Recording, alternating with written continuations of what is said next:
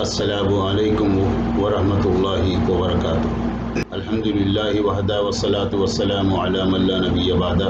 معزز سامعین، دوستوں، نوجوانوں اور بزرگوں، تمام حمد و ثنا کے لائق وہی وحدہ لا شریک لہ ہے جس نے ہم تمام کو یہ ایک مقصد کے ساتھ پیدا کیا۔ محترم سامعین، حج اور عمرے کے مسائل کی سیریز میں آج کا موضوع ہے حج تمتع کا مسنون طریقہ۔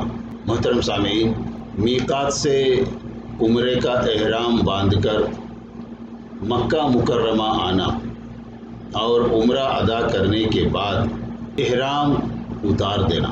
8 ذوالحجہ یعنی یوم الترویہ کو مکہ مکرمہ میں اپنی قیام گاہ سے حج کے لیے احرام باندھنا۔ احرام باندھنے سے قبل لبیک حجن کہہ کر حج کی نیت کرنا۔ احرام باندھنے سے قبل یعنی پہلے غسل کرنا اور جسم پر خوشبو لگانا۔ بیمار آدمی کا احرام باندھتے وقت اللہم محلی حیث حبستنی، اے اللہ میرے احرام کھولنے کی جگہ وہی ہے جہاں تو نے مجھے روک لیا، یہ کہنا۔ ممکن ہو تو نماز ظہر ادا کرنے کے بعد احرام باندھنا۔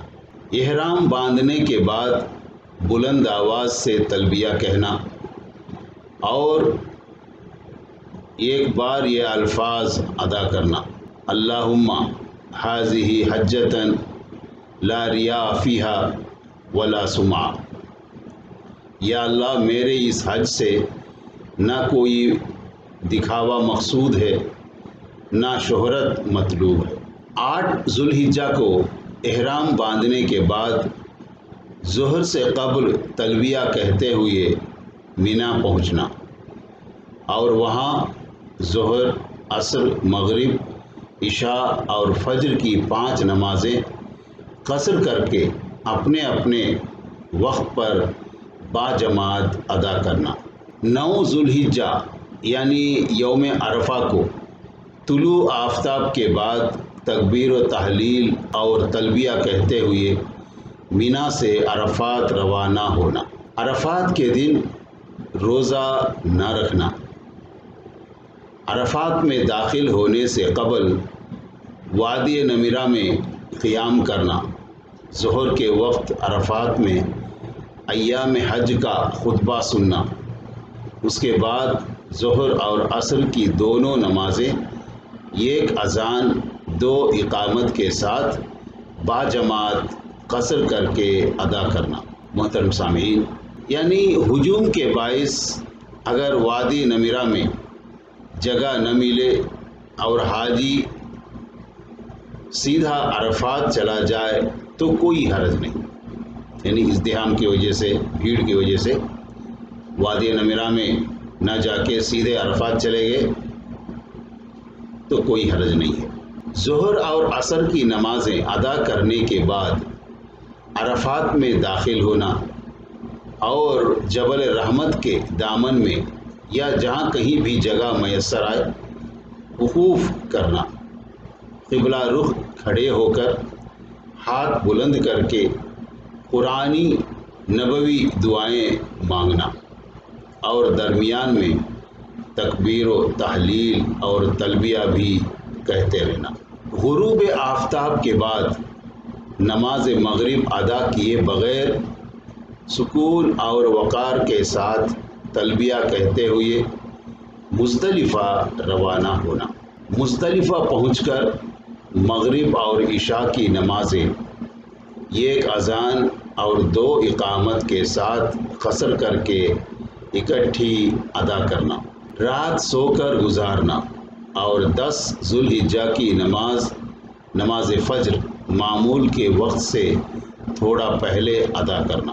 نماز فجر باجماعت ادا کرنے کے بعد مشعر الحرام پہاڑی کے دامن میں یا جہاں کہیں بھی جگہ ملے قبلہ رخ کھڑے ہو کر ہاتھ بلند کر کے سورج طلوع ہونے سے قبل خوب روشنی پھیلنے تک تکبیر و تحلیل کہنا، توبہ اور استغفار کرنا اور دعائیں مانگنا، طلوع آفتاب سے قبل سکون اور وقار کے ساتھ تلبیہ کہتے ہوئے مینا روانہ ہونا اور راستے میں وادی محسر سے تیزی سے گزرنا، مینا پہنچ کر طلوع آفتاب کے بعد جمر عقبہ کی رمی کرنا اور رمی سے قبل تلبیہ کہنا بند کر دینا، جمرہ عقبہ کی رمی کے بعد قربانی کرنا اور اس سے کچھ پکا کر کھانا۔ حج افراد والوں پر قربانی کرنا واجب نہیں ہے، صرف یہ قربانی حج تمتع اور حج قران والوں پر ہے۔ قربانی کے بعد حلق یا تقصیر کروانا اور احرام کی چادریں اتار کر عام لباس پہننا، مینا سے مکہ مکرمہ جا کر طواف افاضہ کرنا، زمزم پینا اور کچھ حصہ سر پر بہانا، صفا و مروہ کی سعی کرنا اور مکہ مکرمہ سے مینا واپس آنا، ایام تشریق یعنی 11، 12، 13 ذوالحجہ کی راتیں مینا میں گزارنا اور روزانہ زوال آفتاب کے بعد جمر اولا، جمر وسطیٰ اور جمرہ عقبہ کی بالترتیب رمی کرنا، جمرہ اولا جمرہ وسطیٰ کی رمی کے بعد قبلہ رخ کھڑے ہو کر دعائیں مانگنا، لیکن جمر عقبہ کی رمی کے بعد دعائیں مانگے بغیر واپس پلٹ جانا، قیام مینا کے دوران ممکن ہو تو روزانہ طواف کرنا، مسجد خیف میں باجماعت نمازیں ادا کرنا، بکثرت تحلیل و تکبیر، حمد و ثنا، توبہ اور استغفار اور دعائیں مانگنا۔